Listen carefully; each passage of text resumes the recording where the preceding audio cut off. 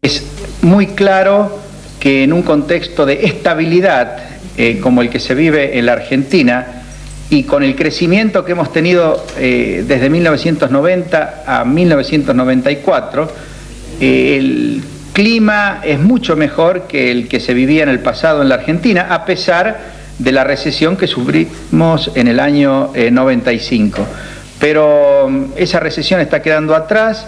Los indicadores recientes en materia de nivel de actividad económica, o por lo menos en materia de ventas, de energía, de otros servicios públicos, también ventas de automóviles, y el dato publicado ayer sobre demanda laboral dan cuenta de una reactivación económica que creemos que va a adquirir gran dinamismo durante el año. Ministro Osvaldo Menéndez de Radio Mitre.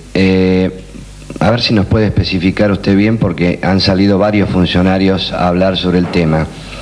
¿Cómo va a ser, cómo se va a implementar, a partir de cuándo se va a llevar a cabo el sistema de compra de vivienda y automóviles por el sistema leasing? Estamos preparando en el Ministerio de Economía un decreto reglamentario de una ley impositiva que en pocas semanas más va a permitir que empresas especializadas en leasing ofrezcan esta alternativa que al principio es alquiler, pero luego tiene una opción de compra, es decir, es una forma de comprar desde viviendas a automóviles o cualquier bien de capital, y creemos que estas modalidades van a estar accesibles para los posibles compradores en 30 a 60 días más. La legislación, es decir, el decreto, posiblemente salga en una semana o 10 días, pero tienen que ponerse en marcha las empresas o tienen que transformarse en empresas ya existentes para poder ofrecer este servicio que va a permitir acceder a la vivienda, acceder a equipamiento del hogar y acceder a bienes de capital en condiciones más ventajosas en muchos casos. Lopreite, Radio de Plata. Ministro, si es verdad que está aumentando la demanda laboral, ¿esto significa que está bajando la desocupación?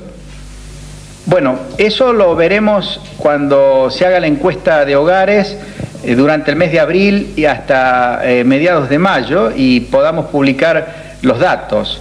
Lo que está claro, y ha sido corroborado por el ministro de Trabajo con información procedente de ese ministerio, es que se ha detenido hacia mediados del año pasado la reducción del nivel de ocupación. Ustedes recuerdan que ya en octubre la encuesta de hogares registraba un aumento tenue de apenas 40.000 personas ocupadas, pero aumento al fin con respecto al nivel de ocupación de mayo del 95. Creemos que esta tendencia al aumento de la ocupación se está acentuando desde octubre del año pasado hasta ahora.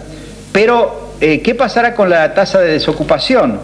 Bueno, ustedes saben que no solo depende del nivel de empleo, sino que depende también de lo que se llama del nivel de actividad o del porcentaje de la población que decide buscar trabajo, y esa es una variable que ha sido bastante inestable.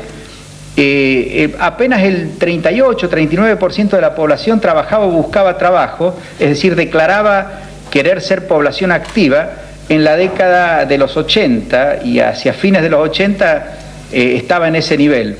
Luego subió bruscamente en los años 93 y particularmente hacia mayo del 95, llegando al 43%. Y luego, entre mayo del 95 y octubre del 95, se produjo un descenso en eso que se llama la tasa de actividad laboral del 2% de la población total, que dio lugar a la reducción de la desocupación que registraron los índices en octubre del 95 comparado con mayo del 95. Así que es muy difícil hacer un pronóstico para mayo del 96, porque esta variable, o sea, la tasa de actividad laboral, ha sido bastante inestable y no sabemos cómo se va a comportar en mayo del 96. Pero el indicador que sí es más estable, que vino creciendo hasta mayo del 94, empezó a declinar y declinó bruscamente hacia mayo del 95 y se está recuperando, es decir, está volviendo a crecer por lo menos entre mayo del 95 y octubre del 95, y creemos que continuará creciendo, es el nivel de ocupación, y en este frente es donde sí estamos convencidos que vamos a tener buenas noticias. Señor ministro, Alba Silva de Radio Baires. Quería preguntarle, ayer una movilización muy importante de los bancarios frente al Ministerio de Economía, su opinión.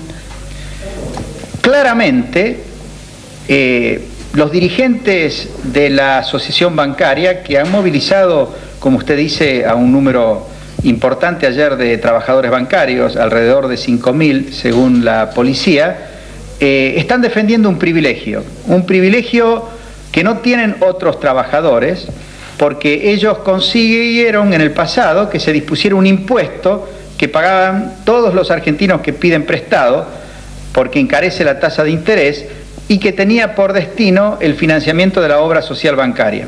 Lamentablemente, la obra social bancaria, a pesar de tener dos fuentes de financiamiento, la normal, que son los aportes sobre la nómina salarial del 9% entre empleadores y trabajadores, y esta anormal o excepcional del 2% sobre los intereses bancarios, a pesar de eso, los servicios que le dio y que le sigue dando a los bancarios, a los empleados bancarios, esa obra social son pésimos, a punto tal que hay instituciones financieras que han tenido que contratar con empresas de medicina prepaga para que sus trabajadores tuvieran cobertura médica. ¿Por qué? Porque, como en muchos otros lugares, en la obra social bancaria ha habido mucha corrupción. Se han nombrado enorme cantidad de empleados y se gasta el dinero no en darle buenos servicios a los empleados bancarios, sino en corrupción y en sobreempleo, y por supuesto en muchísima ineficiencia. Pues bien, el Poder Ejecutivo ha decidido cortar el financiamiento proveniente de ese impuesto que encarecía los intereses y los costos financieros de todos los argentinos, y el presidente esta mañana ratificó que se hagan las manifestaciones que se hagan, se va a mantener la postura del Poder Ejecutivo Nacional, es decir, que desde el 1 de julio no corre más este impuesto sobre los intereses bancarios. Señor ministro, Hugo Leve de Leu2 Radio Bahía Blanca. Corríjame si estoy equivocado, ¿4.500 empleados tiene la obra social bancaria? Creo que más de 5.000. Cuando, por el número de afiliados que tienen, tratándose de una obra social que debería funcionar como un seguro de salud, posiblemente no debería tener más de 800 personas o incluso menos. Y la otra consulta está referida a las obras que usted hizo mención, teniendo en cuenta que hay un pacto federal con las provincias. ¿Las provincias están en condiciones hoy día de absorber tanto mano de obra como finiquitar o finalizar esas obras? Bueno, las provincias han recibido desde la firma de los pactos fiscales fondos que antes utilizaba la Nación y que están destinados al financiamiento de obras públicas. Por ejemplo, los fondos del FONAVI, que son del orden de los 1.000 millones de pesos anuales, se distribuyen automáticamente en las provincias y son ellas las que tienen la responsabilidad de construir con esos fondos viviendas populares. También reciben el fondo vial, que se nutre del impuesto a los combustibles, y cada vez reciben más porque el porcentaje que va a las provincias de los fondos viales es creciente. También reciben los fondos energéticos para complementar la construcción de obras de transmisión, distribución eléctrica e incluso de generación eléctrica cuando fuera necesario. Y hay otros fondos para obras menores que antes administraba la Nación y que desde el pacto fiscal van automáticamente a las provincias. Además, hemos gestionado muchos préstamos internacionales a ser desembolsados por las provincias argentinas. Por ejemplo, uno que tuvo mucho éxito fue el préstamo con el que se construyeron las protecciones para prevenir los efectos de las inundaciones del río Paraná. préstamo que acordó el Banco Mundial en forma muy rápida luego de la última gran inundación, y las obras se han ejecutado con mucho éxito por parte de las provincias, con apoyo nacional. Otro préstamo que acaba de negociarse y se está firmando en estos días es uno de 300 millones de pesos con destino a caminos provinciales, es decir, a las vialidades provinciales. Hay otro préstamo de 300 millones de pesos que se suma a uno de la misma cifra ya desembolsado, que es para financiar obras urbanas en municipios del interior del país. También hay un préstamo muy importante pendiente de desembolso que viene del BID y del Exim Bank del Japón para la cuenca del río Reconquista. Estas son obras de saneamiento, de cloacas, de disposición de residuos que debe ejecutar la provincia de Buenos Aires. Este es un préstamo que todavía no está desembolsado, pero que ya hace bastante tiempo que está aprobado por los organismos internacionales.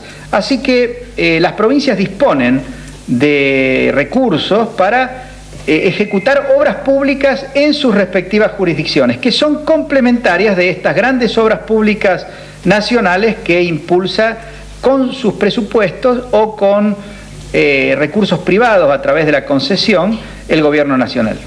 Última pregunta. Señor ministro, Mariano Biasati, de Crónica TV. Volviendo al tema de los bancarios, desde el gremio que los nuclea se indica que con el quite de este impuesto en cuestión, primero se quedarían miles de trabajadores sin cobertura social, y segundo que la influencia en la baja de la tasa de interés sería mínima. Las dos cosas son falsas. Justamente al no disponer de estos recursos no van a poder dilatar más la transformación de la obra social en una obra bien manejada, como la tienen muchos otros gremios, que con el aporte patronal y el aporte personal sobre la nómina salarial, que asciende al 9%, debe poder financiarse perfectamente. Si la asociación bancaria no se anima a administrar una obra social con esos recursos, pues que deje que su gente se afilie a otras obras sociales que son muy exitosas y que se financian con esos recursos que les he mencionado. Lo que pasa es que va a tener que, de una buena vez, interrumpir la corrupción que caracterizó a esta obra social y, por supuesto, hacer el ajuste que se necesita para evitar tener sobreempleo y despilfarro de recursos. Pero eso es una demanda que la sociedad argentina, a través de su dirigencia, ha impuesto a todos los servidores públicos y a todos los dirigentes sectoriales, porque cada empresario, cada funcionario público, cada dirigente gremial hoy está siendo exigido por la sociedad para prestar buenos servicios con los recursos normales, con los recursos disponibles.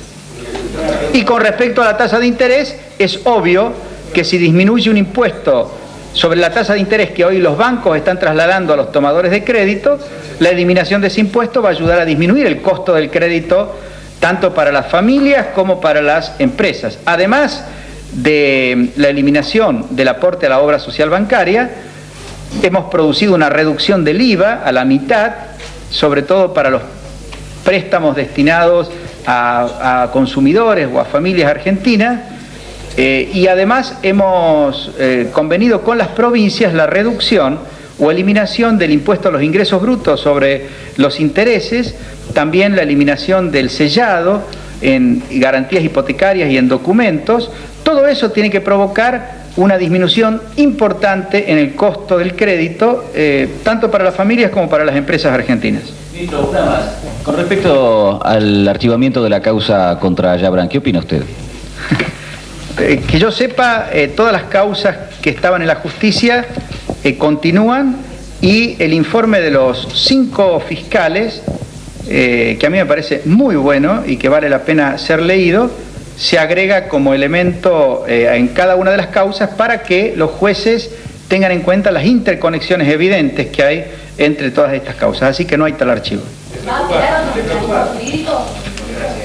Muy bien, sobre este tema.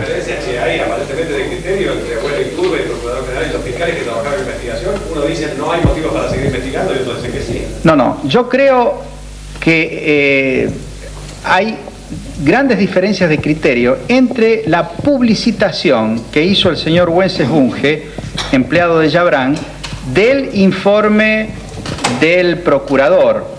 Pero si no fuera por esa publicitación, obviamente intencionada y malintencionada desde mi punto de vista, si uno lee cuidadosamente, sobre todo el informe de 60 páginas de los fiscales, va a tener una idea clara respecto si mis dichos en el Congreso Nacional se ajustaron a la verdad o no.